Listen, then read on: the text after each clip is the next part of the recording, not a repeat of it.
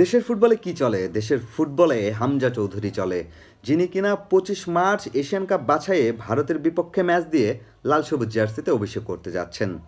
দিনটা বাংলাদেশ ও বাংলাদেশ ফুটবলের জন্য যেমন গৌরবের, তেমনি আমরা যারা ফুটবল সমর্থকেরা রয়েছি তাদের জন্য কিন্তু বিশেষ আনন্দের। তবে ভারতের বিপক্ষে যে ম্যাচ দিয়ে হামজা চৌধুরী অভিষেক করতে যাচ্ছেন বাংলাদেশের হয়ে, সেই ম্যাচটা আসলে তার জন্য কতটুকু চ্যালেঞ্জিং হতে যাচ্ছে, আসুন আজকে সেই ব্যাপারে একটু আলোচনা করি। দেখুন, হামজা চৌধুরী খেলে ইংলিশ প্রিমিয়ার লিগের ক্লাব লেস্টার সিটির হয়ে। লেস্টার সিটি কিন্তু তাকে নিয়ম অনুযায়ী, ইউরোপের যে নিয়ম রয়েছে ক্লাবগুলো, সেই নিয়ম অনুযায়ী তাকে ৭২ ঘন্টা আগে ছুটি দিচ্ছে। সেই হিসাবে আসলে এই ম্যাচের আগে হামজা চৌধুরী কিন্তু খুব বেশি সময় পাচ্ছে না।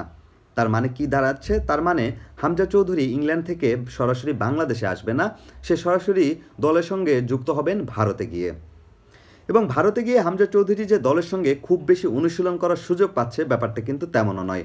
হামজা চৌধুরী মাত্র খুব বেশি হলে হামজা চৌধুরী ২টি অনুশীলন সেশন পাবে। এই ২ অনুশীলন সেশনে দলের সঙ্গে আসলে হামজা চৌধুরী কিভাবে মানিয়ে নেবেন?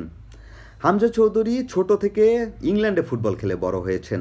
তার ফুটবল খেলার মান আমাদের দেশের ফুটবলারের চেয়ে অনেক এগিয়ে।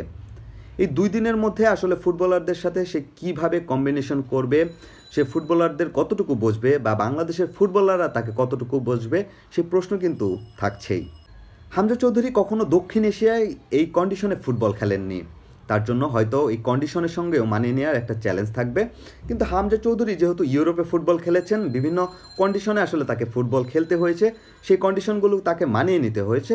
সেই হিসেবে আমি ধরে নিচ্ছি হামজা চৌধুরী এই দক্ষিণ এশিয়ার কন্ডিশনের চ্যালেঞ্জটা হয়তোবা খুব বেশি কষ্ট করতে হবে না তাকে উতরে যেতে।